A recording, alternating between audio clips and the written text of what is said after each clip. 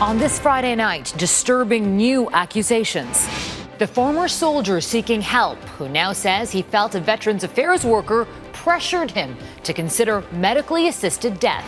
Fringe groups gaining momentum in Canada. A lot of people have gotten conspiracy brain. It's hard to turn off. Moving to clear the backlog. The solutions en route to Canadian airports. And 80 years since the disaster at Dieppe. There's a sting to it, to Dieppe, that Canadians will never get past. Reflections on one of Canada's worst wartime failures. Global National with Farah Nasser.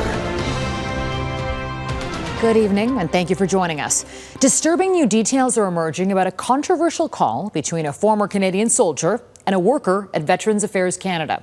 Global News has now spoken directly with the vet, who we're not naming to protect his privacy. He says a medically assisted death was pushed on him as he tried to get treatment for post-traumatic stress. Now, Veterans Affairs is not allowed to provide resources for medically assisted dying. Tonight, the former soldier is joining calls to push the government to take action over this shocking suggestion. Our Mercedes Stephenson has tonight's top story. And before that, a warning: some of the details may be triggering for some. He served Canada on the front lines and suffered serious injuries that have haunted him and at times nearly cost him his life. But it was all finally turning around. The Canadian veteran was ready to begin treatment at a clinic for a traumatic brain injury and felt he was on the upswing. Until he says the person who was supposed to be helping him get better from Veterans Affairs suggested that he could consider a medically assisted death. The veteran told Global News that the VAC service agent didn't leave it at a single mention, but brought it up multiple times on the call, including after he had said he was uncomfortable and did not consider that an option. The veteran said he felt, quote, pressured, and that he was shocked and disgusted by the call, and his family felt physically sick. The veteran says he was alarmed by the persistence of the agent and worried others may have had a similar experience. He says he asked, has anyone else done this? The veteran says the agent said she had helped another veteran who chose MAID. Is he dead? The veteran says he asked. The veteran told Global News she said yes, and that medically assisted death was, quote, better than having him blow his brains all over the wall or driving his car into something. The veteran says the employee then told him if he ever changed his mind and wanted to access medically assisted death, he should call her and she would help him connect to resources. After the veteran terminated the call, he immediately launched a series of written and phone complaints to VAC, warning them about what she had said. Frankly, it stinks of a cover-up. The story has outraged the veteran community. Shock, outrage, anger, very angry. We've been working tirelessly about trying to prevent suicides for the entire time that I've been a veteran advocate. Bruce Moncourt was shot in the head on Operation Medusa in Afghanistan. He also suffers from PTSD and a traumatic brain injury. I had to relearn how to read, write, walk, talk. He believes the phone call underlines major problems at Veterans Affairs and wants immediate action, including committee hearings on Parliament Hill to get to the bottom of what happened. I think the minister has probably been one of the worst ministers of my lifetime that I can remember. The minister has been unavailable for an interview with Global News every time we've asked this week, but tonight his office made an announcement just before we went to air, putting out a statement saying that Minister Macaulay has directed the top bureaucrat at Veterans Affairs to, quote, undertake a full and thorough investigation into this matter, and that they will now be ensuring that all frontline workers receive training, direction, and formal advice on how to deal with questions around medical assistance in death. As for VAC, they say they can't corroborate the statements made by the veteran in his call with us today, but they are investigating the matter. They also say there's no recording of the call in question, and they won't comment on whether or not the person behind it is still working for Veterans Affairs. Farah? Mercedes Stephenson in Calgary. Thank you, Mercedes. There are signs tonight Canada's airlines and airports are now being better equipped to handle the increased travel demand. As you may have experienced firsthand, the last few months have been frustrating for many travelers. And today, the country's transport minister blamed the problems on the pandemic. But as Tom Vernon explains, the opposition says it's the federal government who should shoulder much of the blame. For anyone boarding an airplane this summer, it's been a case of hope for the best, but prepare for the worst. Whatever was in our checked luggage, we just decided if we never saw it again, we were okay with that. Canadian airports have been plagued with problems all summer, from long lines to cancelled flights and lost luggage. When you've had people that have been forced to cocoon and stay at home for 2 years, everybody's dying to travel. Everybody's dying to go on vacation. According to Ottawa, daily passenger traffic at Canada's airports has jumped more than 250% since the start of the year. And the simple fact is, airports and airlines have not been able to handle the demand. I think that it's not the sort of thing that you want to have as the talk of the town when it comes to the global travel industry. You have to check in your baggage. We know that Pearson and Montreal have been ranked number 1 and number 2 of worst airports in the world. That is an international embarrassment. The Conservatives say much of the blame lands on the federal Liberal government, including its much-maligned ArriveCan app for international arrivals. It's had no shortage of problems, from glitches ordering vaccinated Canadians into quarantine to privacy concerns. Why is the government not abandoning the mandatory use of ArriveCan? And why are you instead making it permanent? ArriveCan is not contributing to the congestion. In fact, ArriveCan is a useful tool that helps verify the vaccination status of an individual before arriving at our borders. The Transportation Minister says the government is taking other steps, including hiring more than 1,700 new officers to speed up security lines. He says nearly 90% of passengers departing from the nation's 4 largest airports last week got through within 15 minutes. We are seeing encouraging results, but there's still more work to be done. For these travelers, the trip out of Montreal was smooth sailing. No issues. We were early, and now we're just waiting for our baggage. So fingers crossed it arrives. Like I said, hope for the best, plan for the worst. Tom Vernon, Global News, Edmonton. A water shortage in Iqaluit has prompted the Nunavut government to declare a state of emergency. A lack of precipitation has dropped the water level in the Apex River to a 40-year low. That river flows into the city's reservoir, Lake Geraldine, and it won't be fully replenished before freeze-up. The state of emergency is meant to speed up regulatory approvals to allow for water from another lake to be pumped in the system. Just in time for the start of the school year, Health Canada has approved a COVID-19 booster dose for children aged 5 to 11. The Pfizer 10 microgram vaccine is the first booster to be approved for that age group. The National Advisory Committee on Immunization says it can be given to kids at least 6 months after their first 2 doses. The vaccination rate for kids aged 5 to 11 is the lowest of any cohort, with only about 42% having received 2 doses. COVID-19 prevention strategies, including maintaining up-to-date vaccination, remains the foundation of our protection individually and collectively. Canada's Chief Public Health Officer says vaccine campaigns should start to ramp up to get boosters to all Canadians ahead of an expected fall COVID surge. More than 82% of Canadians have completed a primary series of vaccines, but just under 50% have received their first booster. 12% have received 4 doses. One impact of the so-called Freedom Convoy that occupied Ottawa was seeing alt-right groups and their conspiracy theories out of the shadows. While most of the pandemic-related mandates and lockdowns are now in the past, those same people who linked anti-vaccine and anti-government beliefs haven't gone away.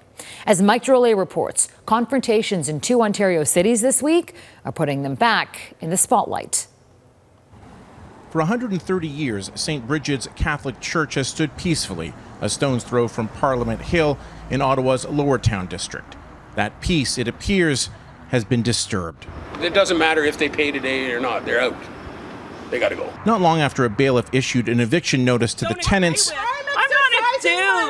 Dina Sharif showed up to make a point about hypocrisy. Freedom for me, but not freedom for thee?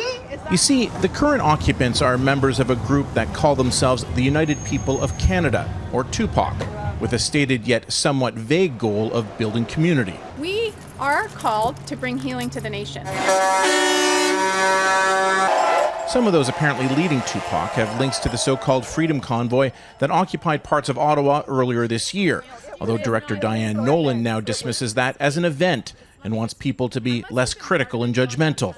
They see the church as a home base. Residents see it as a headache that's bound to get worse. Once you establish the headquarters And once you have once you have more trucks coming in, whatnot, how bad does it get? Does it become a staging area for future convoy occupations? We don't know.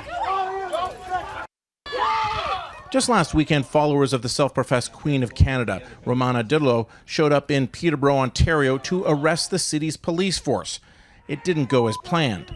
There's no direct connection between Diderot's followers and Tupac, yet Evan Balgord of the Anti-Hate Network says Canadians should take note because both groups espouse the same disdain for Canadian law. So there's this whole pseudo-law movement. It's been around for a very long time, and it has different bases, but basically the premise of it is what we all agree are laws and are codified and enforced aren't real. And in fact, it's their alternative legal system that's real. And they think if they use certain language, that it's like magic and they can get out of responsibility for things. It may sound delusional, but Balgord says the number of conspiracy theory believers in Canada is on the rise. And Tupac, for one, may present as a fringe group, but they're also growing in numbers. Mike Drolet, Global News. A major milestone tonight for Canada's top court. Justice Michelle O'Bonsawin has been appointed to the Supreme Court of Canada, making her the first Indigenous person to sit on the highest bench in the country. O'Bonsawin has spent the last 5 years as a judge at the Ontario Superior Court of Justice. She was the first Indigenous woman to hold that position.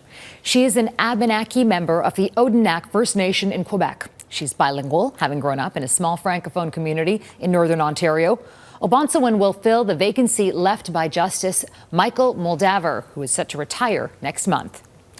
Liquor sales are now being rationed at government-owned outlets in British Columbia. The move comes in response to ongoing job action from one of BC's biggest public sector unions. All customers, including bars and restaurants, can purchase a maximum of 3 bottles of any booze or wine.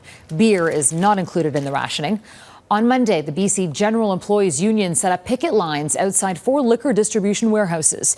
The union is looking for wage increases that keep pace with inflation. Pointing fingers and provocations. Coming up, the fears of a looming nuclear disaster in Ukraine. Plus, copycat coffee. It looks like Starbucks, it smells like Starbucks, but it's not Starbucks. Russian officials say an investigation is underway into the cause of a fire at an ammunition storage depot that led to the evacuation of 2 villages near the Ukrainian border. Blasts erupted overnight from the facility near the border city of Belgorod. No casualties have been reported, and this is the latest in a string of explosions behind Russian lines. In Ukraine, continued Russian shelling in the northern city of Kharkiv has left at least 18 people dead. The fresh attacks, which began on Wednesday, mark one of the deadliest stretches in Ukraine's second largest city since the war began. Rhetoric over Europe's largest nuclear power plant continues to ramp up. Ukraine claims Russia wants to disconnect the Zaporizhzhia plant from its electricity grid, while Russian President Vladimir Putin warns of a large-scale catastrophe if the shelling continues in the region. As Redmond Shannon reports, the international community is attempting to intervene to avoid a major nuclear accident. This footage appears to show the inside of Zaporizhzhia nuclear power plant.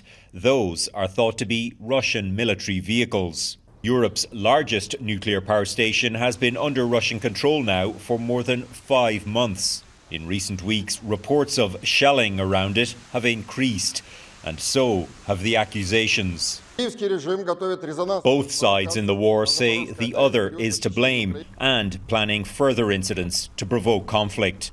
In Odessa, UN Secretary-General Antonio Guterres repeated calls for Russia to withdraw from the facility. If we demilitarize, as we propose, the plant, the problem will be solved. Ukraine claims Russia wants to disconnect the plant from the grid. The electricity from Zaporizhzhia is Ukrainian electricity, and it's necessary, especially during the winter, for the Ukrainian people, and this principle must be fully respected.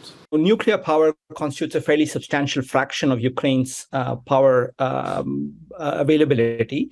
And so this is definitely going to affect electricity supplies within the country. And that might well have been part of Russia's plans in taking over Zaporizhia. Nuclear physicist M.V. Ramana says that while a missile strike triggering an incident with a reactor or spent fuel may seem unlikely, it's not impossible.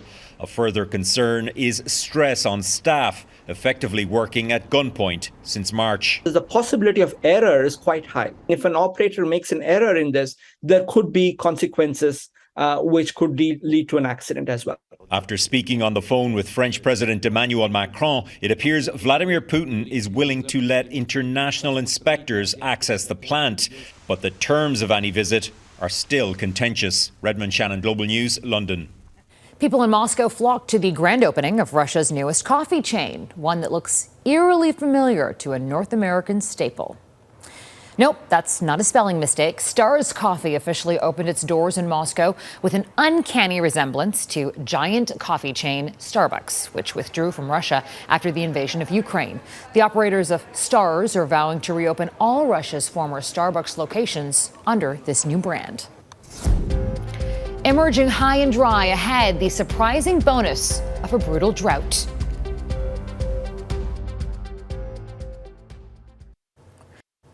More than 1,000 people have been forced from their homes in the path of a huge, fast-moving wildfire near Valencia, Spain.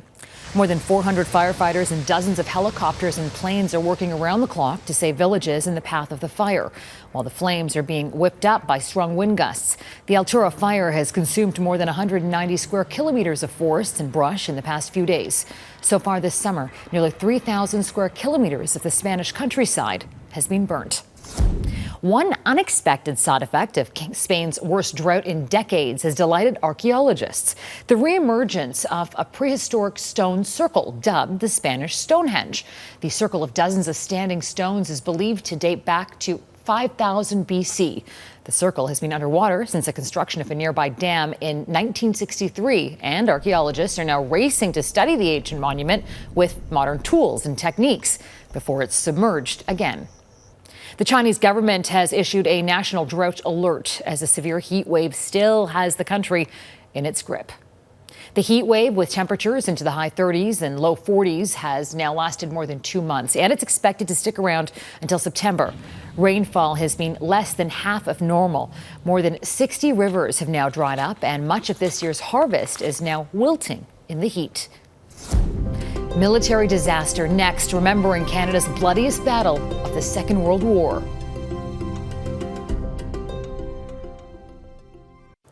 80 years ago today, more than 900 Canadian soldiers were killed in the raid of Dieppe, France in the Second World War. Ceremonies across Canada mark the anniversary of Operation Jubilee. A ceremony at Toronto's Old City Hall honored the lives of those lost when Canadian soldiers were sent onto the German-occupied beaches in 1942. A small number of veterans who served that day remain, and as Eric Sorensen reports, one in particular made the trip back to Dieppe for the occasion. Somewhere on this beach at Dieppe was a Canadian soldier, Gordon Fennell. He was there amid the carnage and just 20 years old. On the 80th anniversary of the attack, he is now 100, a member of the Calgary Tanks who made it out alive, frail and old but determined to salute those who died so young. They shall grow not old, as we that are left grow old. A moving recital of the act of remembrance, familiar, still poignant words. At the going down of the sun and in the morning, we will remember them. We will remember them from that tragic day. A raid that was supposed to catch the Nazis unprepared was a debacle for the Allies. 900 Canadians were killed in just 6 hours, many more wounded or taken prisoner. The worst single day for this country in World War II. There's a sting to it, to Dieppe, that Canadians will never get past, and justifiably so. And it is a legacy that's really penetrated every part of Canadian psyche and every part of Canadian military history. 30 years ago, many Canadian veterans of Dieppe were young enough to journey by boat to the beaches they had stormed a half-century before. There are a lot of emotion, a lot of good men were lost there. 10 years ago, fewer in number, still with vivid memories of the friends they lost. he had a fiancée back home in Ottawa. And now, so few who can recall Dieppe firsthand. The courage of our heroes of the past. May their example inspire us in our life of every day. The French have always been generous and solemn. Their gratitude towards soldiers from so far away has never diminished. Pour se souvenir des terribles combats du raid de Dieppe. To remember the terrible combat at Dieppe, said France's Secretary of State for Veterans, the soldiers will not be forgotten, nor their families, nor their graves, nor their flags. The ceremony has changed over time, the inclusion of Indigenous people, an important part of Canadian history, often overlooked decades ago. The anniversary is commemorated every year, but the graves nearby, with Canadian symbols and names, are a reminder every day of what happened here. Eric Sorensen, Global News. And that is Global National for this Friday night. I'm Farah Nasser. On behalf of our whole team here at Global National, I want to thank you so much for spending part of your evening with us. Neetu Garcha will be at the anchor desk this weekend. Also this weekend, the Canadian National Exhibition, also known as the X, returns to Toronto after a 2-year pandemic hiatus. For the adventurous, ketchup and mustard ice cream are on the menu. And after a scaled-down version, last year, Vancouver's Pacific National Exhibition, or the PNE, is back in full force starting tomorrow. I'll see you again on Monday. Until then, take care of yourselves and each other. Have a wonderful weekend. Good night.